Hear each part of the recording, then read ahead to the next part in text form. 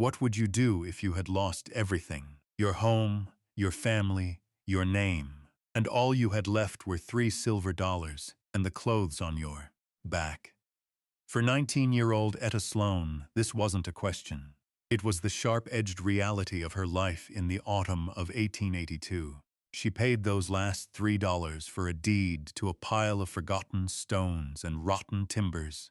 Everyone called the Blackwater Ruin an abandoned watermill on the edge of nowhere. They laughed at her, a girl buying a ghost. But the truth waiting inside, buried under the weight of a forgotten world, was a secret that would not only restore her name, but rewrite the history of the entire valley.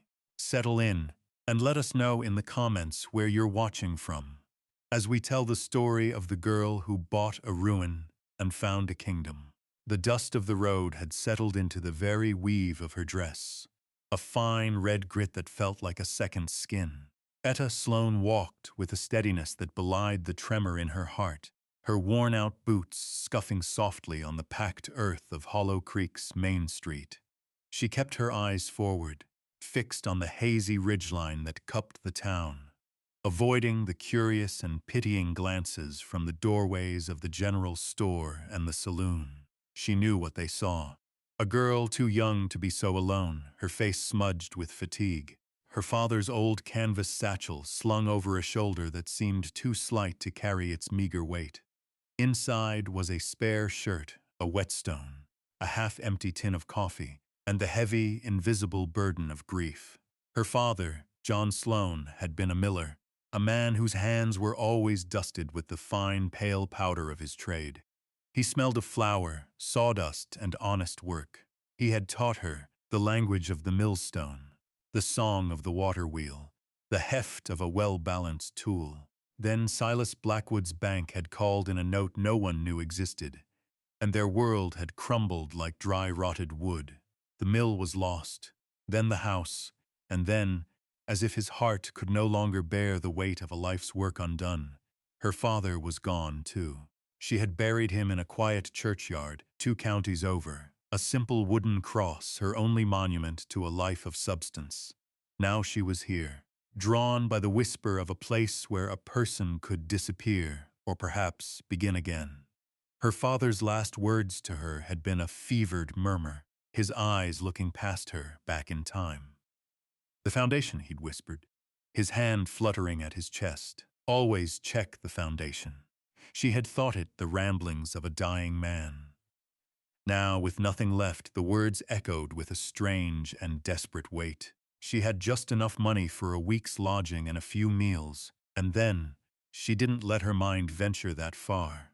She passed the smithy, the air thick with the rhythmic clang of hammer on steel and the sharp scent of quenched metal.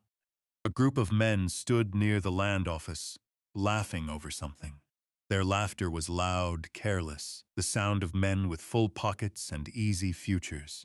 One of them, a portly man in a waistcoat, too tight for his frame, pointed a thumb over his shoulder toward the dark woods that climbed the mountain. "Heard old man Hemlock finally sold the deed to the Blackwater Ruin," he boomed. $3, can you imagine? Paying good money for a pile of wet rocks and splinters. The others chuckled. The man was Silas Blackwood. Etta's breath caught in her throat. She froze, half hidden by the corner of the livery stable, her knuckles white where she gripped the strap of her satchel. It was him, the man who had taken everything, the man whose name her father had cursed with his final ragged breaths. She listened, her body rigid, the dust and the distance of her journey falling away, replaced by a cold, sharp focus. The world narrowed to that man's mocking voice and the object of his scorn. A worthless, abandoned mill, a place no one wanted, a place forgotten by everyone but the ghosts. And in that moment, a seed of an idea, desperate and wild, took root in the barren soil of her grief. A ruin, a mill, a foundation.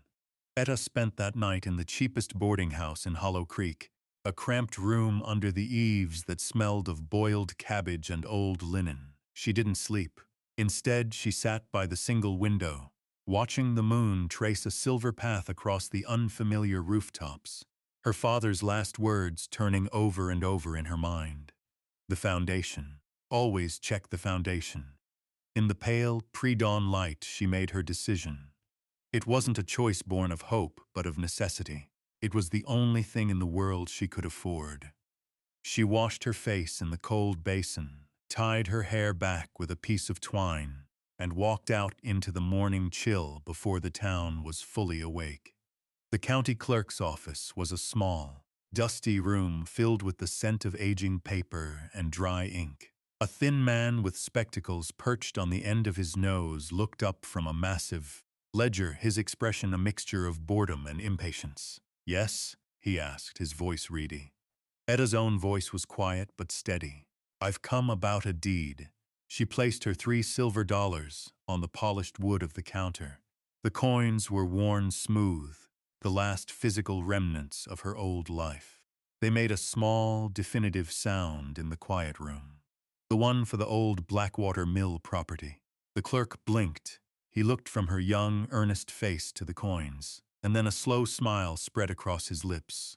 It was not a kind smile. "The Blackwater ruin?" he said, drawing out the last word as if savoring a private joke. "Child, you don't want that. The roof's gone, the wheels seized, and the creek floods it every spring. It's not worth the paper the deed is printed on." "I'll take it," Etta said, her gaze unwavering.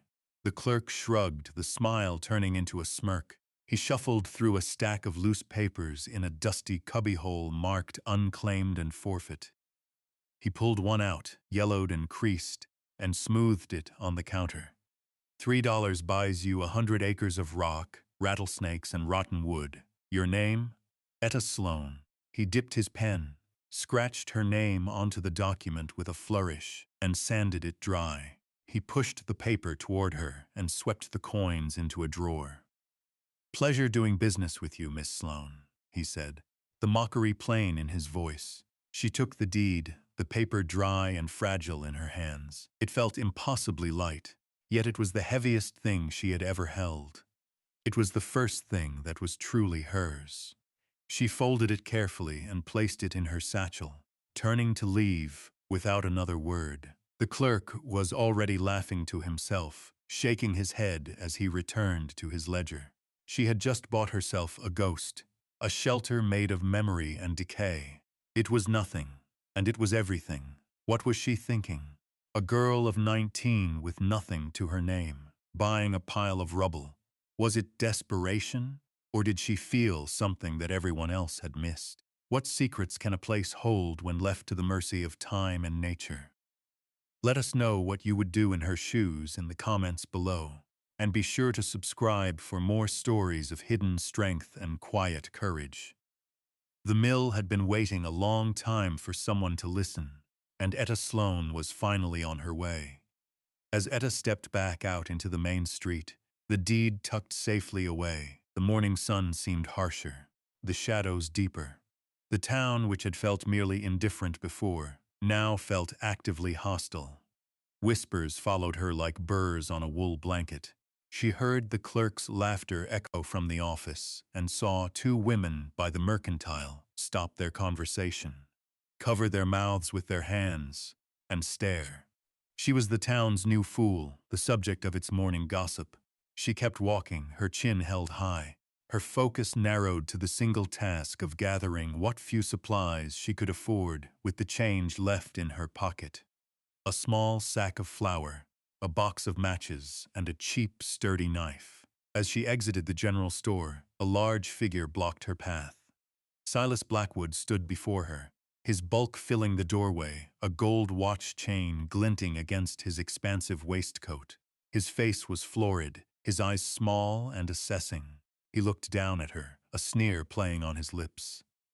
"Well, well," he boomed, his voice carrying down the street. "If it isn't the little Sloane girl. I heard you came into an inheritance." He gestured vaguely toward the mountains.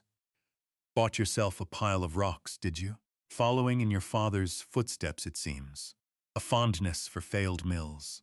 The cruelty of his words was a physical blow. Etta flinched, the memory of her father's tired face, the shame in his eyes, rising hot and swift. She said nothing, merely clutched her small bag of supplies and tried to step around him. He shifted, blocking her again.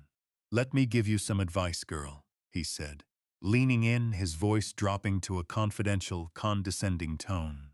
"Some things are best left to rot. That place is a money pit. Your father learned that the hard way. You'd be wise to just walk away, cut your losses." He smiled, a predator's smile. "Though I suppose you have nothing left to lose." She met his gaze then, and for a fleeting second, the quiet intensity in her eyes seemed to give him pause. She still said nothing. There were no words for the cold fury that was coiling in her gut. Silence was her only shield, her only weapon. She sidestepped him again, and this time he let her pass, his mocking laughter following her down the street. Her cheeks burned, but she did not run. She walked with a deliberate, measured pace toward the edge of town, toward the path that led into the woods. Just as the last buildings gave way to tall pines, a voice, quiet and cracked as old leather, spoke from the shadows of a covered porch. "The girl with the paper." Etta stopped and turned. An old woman sat in a rocking chair, her face a roadmap of wrinkles, her eyes dark and surprisingly clear. She was wrapped in a patchwork quilt despite the mildness of the day. Etta had not even noticed her sitting there. The woman, whom the townspeople called Elspeth and mostly avoided, was considered half-wheeled, a creature of the mountains, who only came to town for salt and thread. Elspeth's gaze was not pitying or mocking. It was knowing. She looked at Etta, then at the satchel where the deed was hidden, as if she could see right through the canvas. "They think the value is in the wood," the old woman said, her voice a dry rustle of leaves. "But the deepest water runs under the stone." Etta stared, confused by the strange pronouncement.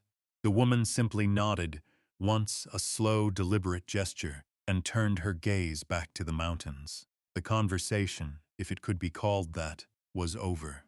Etta lingered for a moment, the woman's words hanging in the still air. "The deepest water runs under the stone."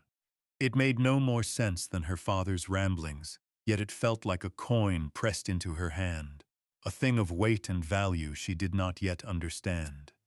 With a final uncertain glance at the unmoving figure on the porch, Etta turned and took the path into the forest, leaving the town and its judgment behind her. The real journey was about to begin. The path to the Blackwater Mill was less a path and more a memory of one. It wound upward from the valley floor, a faint track overgrown with ferns and choked by fallen branches. The air grew cooler, quieter, scented with damp earth and pine. The sounds of Hollow Creek, the smith's hammer, the rumble of wagon wheels, the voices of men faded behind her, replaced by the chatter of a squirrel and the sigh of the wind in the high canopy. Etta walked for more than an hour, her satchel growing heavier with each step. The land here was wilder, the trees older and thicker. She felt a profound sense of isolation, but it was not frightening. After the scrutiny of the town, the anonymity of the woods was a balm. Finally, she heard it, a low, steady murmur that grew into the rush of moving water. She followed the sound, pushing through a thicket of rhododendron, and then she saw it. The mill was a skeleton. It stood astride the fast-moving creek, a crumbling monument to forgotten industry. The great water wheel was locked in place, half submerged, its paddles furred with green moss and festooned with debris. Much of the roof had collapsed, leaving the upper floor exposed to the sky. The stone foundation was massive and dark, slick with moisture, but the wooden structure built upon it was a ruin of sagging beams and walls pocked with holes. It was worse than she had imagined, far worse. A wave of despair, cold and sharp, washed over her. The clerk's laughter, Blackwood's sneer, they were right. She had paid her last dollars for a pile of rot. The sun was beginning to dip below the ridge, casting long, distorted shadows that made the ruins seem even more desolate. A cool evening breeze stirred the leaves, and the first drops of a coming rain began to fall. Etta felt a familiar burn behind her eyes, but she refused to cry. Crying was a luxury she could no longer afford. She needed shelter, and this wreck was all she had. She circled the structure, looking for any part that might offer protection from the rain.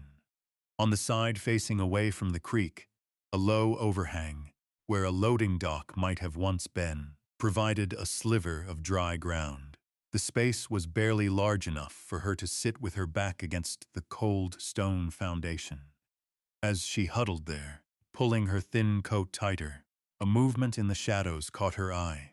Two glints of yellow, low to the ground. A low growl rumbled from the darkness. A stray dog, its ribs stark beneath a matted coat of gray fur, had claimed this meager shelter first. It was as thin and lost as she was. It watched her, wary and defensive. Etta slowly reached into her satchel and pulled out the small loaf of bread she'd bought, her dinner for that night and breakfast for the next. She broke off a piece and tossed it gently onto the ground between them. The dog flinched but didn't run. It eyed the bread, then her, its growl softening to a whine. After a long moment it crept forward, snatched the bread, and retreated back into the shadows to devour it. Etta broke off another piece. This time the dog took it more readily. She ate her own small portion in silence. As the rain began to fall in earnest, a steady, drumming rhythm on the broken roof above, the dog crept closer, eventually settling just a few feet away. It laid its head on its paws and let out a long, weary sigh. Etta leaned her head back against the cold, damp stone of her new home. She was not entirely alone. She closed her eyes, listening to the rush of the creek and the soft breathing of the stray dog, and for the first time in a long time she slept. The ruin held them both in its broken embrace. The next morning, Etta woke to the strange, dappled light, filtering through the holes in the mill's roof. The rain had stopped, leaving the air washed clean and smelling of wet stone and decaying leaves. Her body ached from the cold, hard ground, but her mind was clear. The despair of the previous evening had receded, replaced by a quiet, stubborn resolve. This place was hers. It was her duty to see it, to know it, before she could declare it a loss. The dog was still there, curled in a tight ball. He lifted his head as she stirred, his tail giving a single, tentative thump against the dirt floor. She had no more bread to offer, but she gave him a soft word and a slow blink, a sign of peace she'd learned from her father for dealing with wary animals.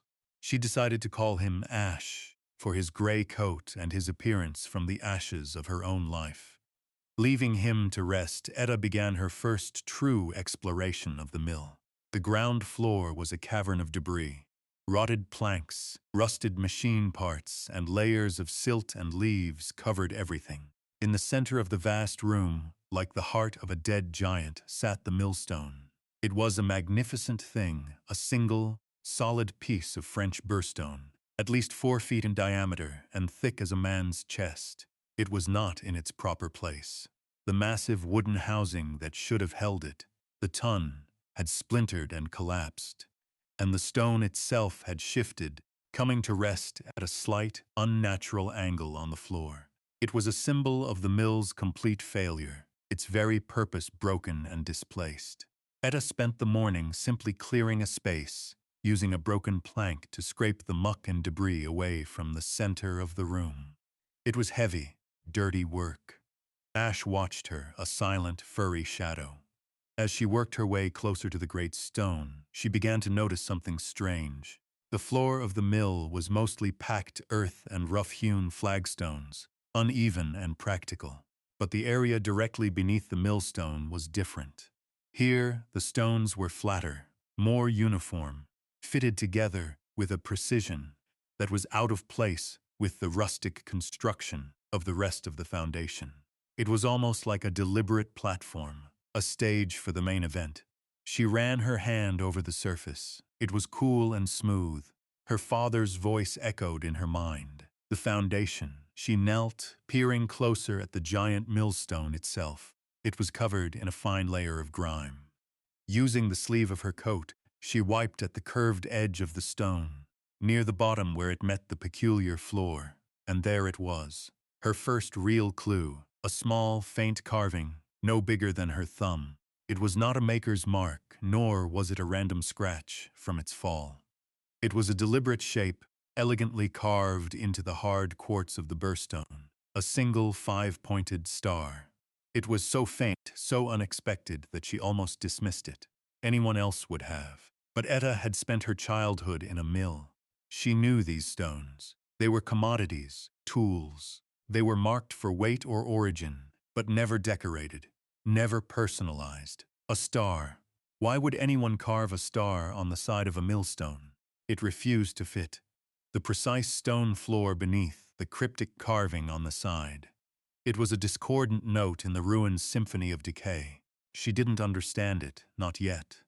But as she stood there, her fingers tracing the faint outline of the star, a flicker of something other than desperation sparked within her. It was curiosity. The mill had spoken its first word, and she was beginning to listen. Days bled into weeks. Etta's life found a new rhythm, dictated by the sun and the needs of the broken mill. Her first priority was shelter. She scavenged planks from the collapsed sections of the structure, painstakingly pulling out rusted nails, and began to patch a small corner of the roof over the main floor.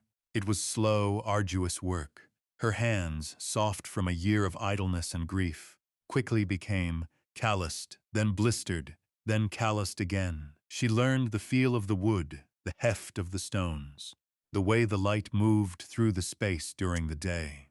She and Ash developed a quiet partnership.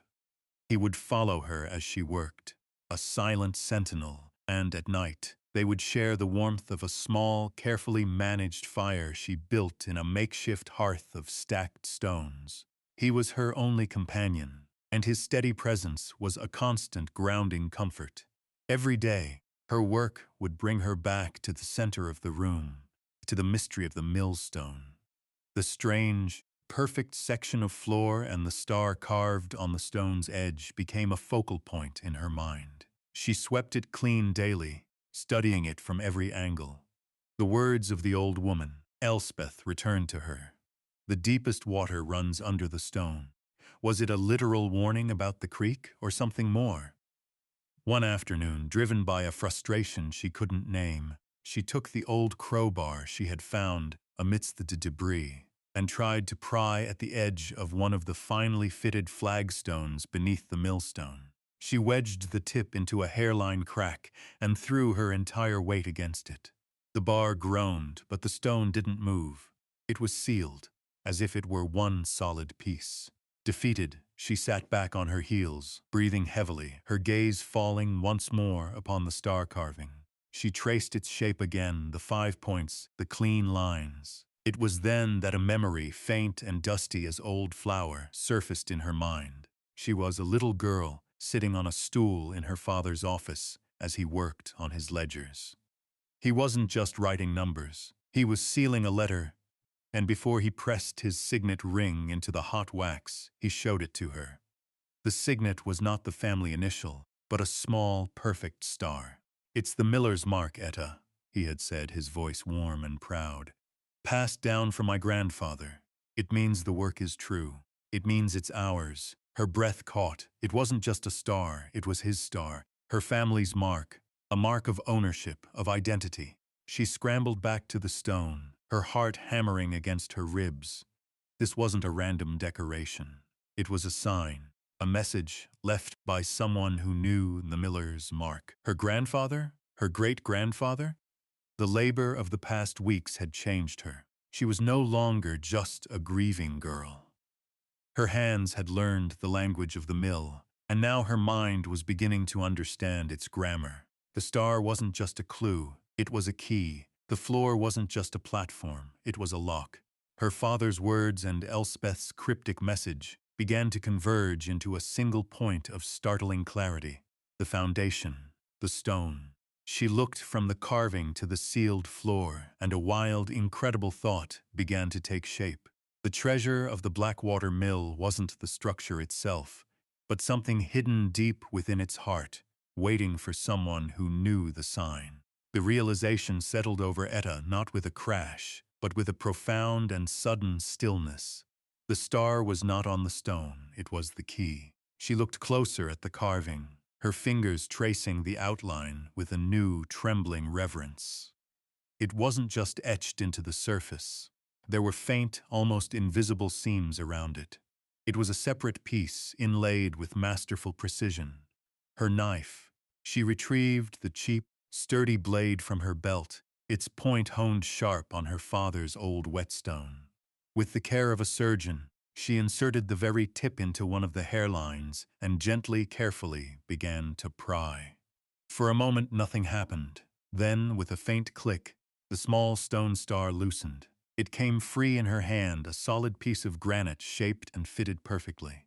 It felt warm, alive. As she lifted it out, she heard a low, grinding sound from below. Stone on stone. Her eyes darted to the floor beneath the great millstone. A single, large flagstone, the one she had tried and failed to move with the crowbar, had shifted, a dark crack appearing along its edge. It had a recessed hole, previously hidden, just large enough to fit her fingers. Her heart was a frantic drum against her ribs.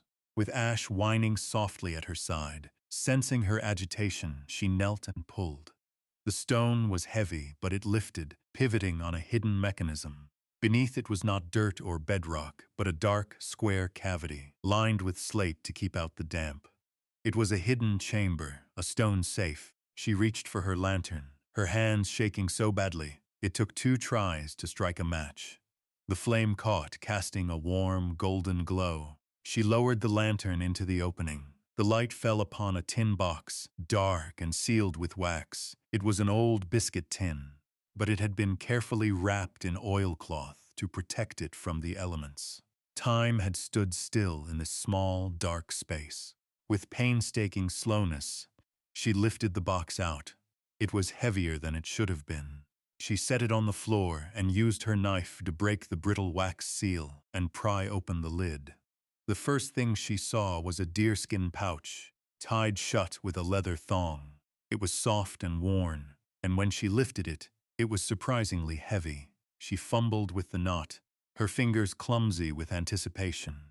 She untied it and tipped the contents into her palm. It wasn't coins. It was a soft, glittering stream of gold dust fine as flour, shimmering in the lantern light. A fortune, a miller's fortune hidden away. Her breath hitched in a sob. But beneath the pouch was something else, something more important. It was another object wrapped in oilcloth, a document folded and protected. She unwrapped it carefully. The paper was old, the ink faded but still legible. At the top, in elegant script, it read, "Deed of trust and title for the Blackwater Creek Mill." The date was 1835. It was the original deed, but it was the papers tucked inside it that made her stop breathing. It was a ledger page and a signed, witnessed letter. The letter was a confession, written by a man named Alastair Finch, who described himself as the original partner of her great-grandfather, Elias Sloane. In a trembling hand, he detailed how a young, ambitious banker named Silas Blackwood had used threats and forgery to force him out, stealing the deed and creating a fraudulent chain of ownership that eventually led to the ruin of the Sloane family. Blackwood hadn't just foreclosed on her father. He had stolen the mill from their family 2 generations ago. It was all there. The proof, the truth. In the flickering lantern light, surrounded by the ruins of her family's legacy, Etta Sloane finally understood. Her father hadn't lost the mill. It had been stolen, and she, standing in its broken heart, had just stolen it back. Just as the enormity of her discovery settled upon her, the world outside began to change. The gentle afternoon light dimmed unnaturally, and the wind, which had been a soft sigh all day, began to howl through the gaps in the walls, a low, rising moan. A storm was coming. Not a simple rain shower, but one of the violent, fast-moving tempests that could swell the creek and turn the valley into a torrent. Etta quickly placed the deed and the gold dust back into the tin box, closed the stone lid of the secret chamber, and slid the great millstone back as best she could to cover the seam. This secret had kept for 50 years. It would have to keep for one more night. She had to protect her home. The first sheets of rain hit the patched roof like handfuls of gravel. The sky turned a bruised purple-black. Thunder cracked overhead, so close it shook the very stones of the foundation, and lightning bleached the interior of the mill in stark, momentary flashes. The creek was rising, its gentle murmur transforming into an angry roar. Water began to lick at the lower edges of the foundation, seeping in through the cracks. This was her test. The wild, desperate idea that had brought her here had borne fruit. But now, nature itself seemed intent on washing it all away. She could run, take the precious box, and flee to higher ground, leaving the mill to its fate. But as she looked around the ruin, at the small space she had cleared, the roof she had patched, the hearth where she and Ash had shared their warmth, she knew she couldn't. This wasn't just a ruin anymore. It was hers. She and Ash huddled near the small fire, which spat and hissed as stray drops of rain found their way down. The wind tore at her makeshift roof, and she heard a large section of rotted timber groan, and then crash down somewhere on the far side of the building. The storm was trying to reclaim the mill. In the midst of the gale's fury, a new light appeared, bobbing and faint through the curtain of rain. A lantern. It moved unsteadily toward the mill. A man's voice, desperate and thin against the wind, called out, "Hello, is anyone there? Help!" Etta grabbed her own lantern and went to the main doorway. A man was staggering toward her, half carrying a woman who was leaning heavily on him, while a small child clung to his leg. Their wagon, visible in a flash of lightning, lay on its side 50 yards away, one of its wheels shattered. "Our wagon, the axle broke," the man shouted over the storm. "My wife, the baby's coming soon, we need shelter, please." Etta looked at them, their soaked clothes, their terrified faces, the woman's obvious distress. Just weeks ago, she had been the one who was homeless, shelterless, at the mercy of the world. Now here in the heart of her ruin, she was the one who had shelter to offer. "Come in," she said, her voice clear and strong against the wind. "Hurry." She led them to the driest spot, near her small fire. She gave the woman her only blanket and brewed the last of her coffee for them. The family, whose name was Miller, looked around the cavernous, leaking space with wide, grateful eyes. It was a wreck, but it was a haven from the storm's rage. As the storm raged on, Etta sat with them, a quiet protector in her own broken castle. She was no longer just the inheritor of a secret. She was the steward of a sanctuary. The storm broke just before dawn. The wind gentled, the rain softened to a drizzle, and a pale, watery light began to filter into the mill. The Miller family had huddled together and slept from sheer exhaustion. Mrs. Miller was resting as comfortably as possible, her husband watching over her with a grateful, weary expression. The creek was still a torrent, but it had crested just below the main floor of the mill. Etta's home had held. When the family awoke, Mr. Miller, a carpenter by trade, couldn't stop thanking her. "You saved us, miss," he said, his voice thick with emotion. "Truly, we'd have been lost out there." Before they prepared to hike back to town, he insisted on repaying her kindness. With Etta's help, he used the crowbar and some scavenged rope to brace a dangerously weakened support beam that the storm had nearly taken down. "It's not much," he said, wiping sweat from his brow, "but it'll hold you until you can fix it proper." When the Millers finally left, they promised to send someone back for their wagon and to tell everyone in town of the girl at the Blackwater Mill who had given them sanctuary. Etta watched them go, then turned her attention back to the tin box. It was time. She cleaned herself as best she could, put on her spare shirt, and with the precious deed and a small pinch of the gold dust tucked securely in her satchel, she and Ash began the walk back to Hollow Creek. The town felt different this time. Or perhaps she was different. She walked with a purpose that she lacked before. Her first and only stop was the county clerk's office. Mr. Abernathy looked up, a flicker of annoyance on his face, which quickly turned to surprise when she placed the ancient oilcloth-wrapped deed on his counter. I believe you have this on file as forfeit, she said quietly. But this is the original title. I'd like to register it. Abernathy scoffed, but he took it. He unrolled the document, his eyes scanning the old script. His expression began to change.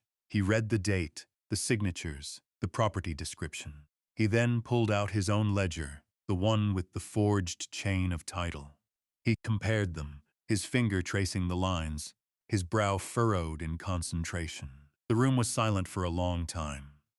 "My God," he finally whispered, looking up at her.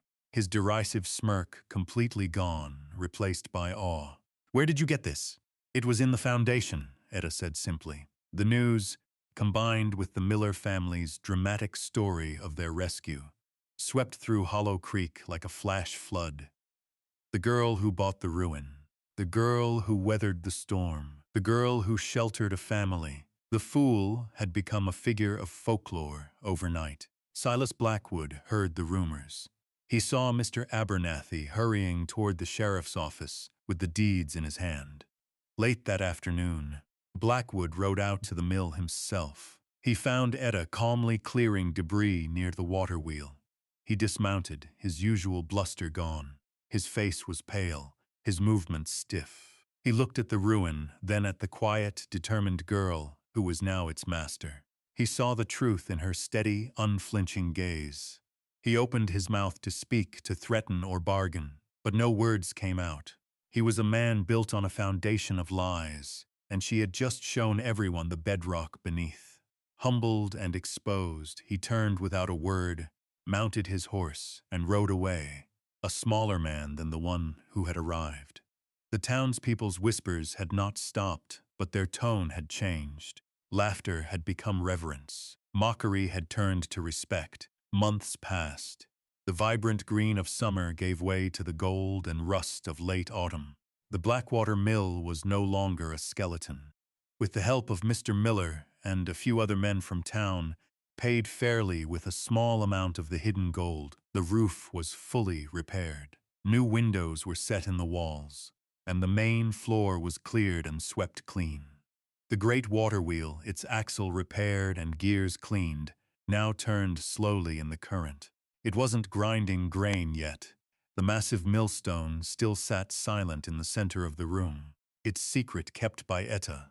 But its movement was a sign of life, a steady heartbeat restored to the valley. The legal battle had been quiet but decisive. The original deed, authenticated by experts from the state capitol, was irrefutable. Silas Blackwood's empire, built on a half-century of deceit, crumbled. He sold his assets, including the bank, and left Hollow Creek in disgrace, his departure as unceremonious as his reign had been arrogant. Etta Sloane was no longer the homeless girl. She was the rightful owner of the mill and the surrounding 100 acres. She was a landowner, a part of the community, her name restored and respected.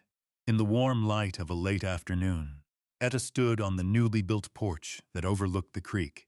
Ash, now healthy and with a glossy sea, sat loyally at her feet, his head resting on her boot. The turning of the water wheel was a peaceful, rhythmic sound, a promise of work to come. A farmer on his way home from town paused his wagon on the nearby track. He tipped his hat. "Evenin', Miss Sloane," he called out, his voice full of genuine admiration. "You've built yourself a fine mill, a real fine mill." Etta watched the water churn and foam around the wheel, the setting sun glinting off its wet paddles. A small, quiet smile touched her lips. She had done more than repair some wood and stone. She had reclaimed a history, honored a legacy. She thought of her father, of his pride and his pain, and of the truth that had lain dormant for so long. She turned her gaze from the water to the solid stone foundation beneath her feet. "I didn't build a mill," she murmured, her voice soft enough that only Ash and the whispering creek could hear it. "I just remembered where the foundation was." Thank you for staying with us through Etta's journey to reclaim her past and build her future. This was a story about the quiet strength of remembering, and how the things we inherit are so often more than just property. If you were moved by her story of resilience and vindication, Let us know in the comments. And please consider liking this video and subscribing to our channel for more tales of hidden history and the power of the human spirit. We'll be back soon with another story waiting to be uncovered.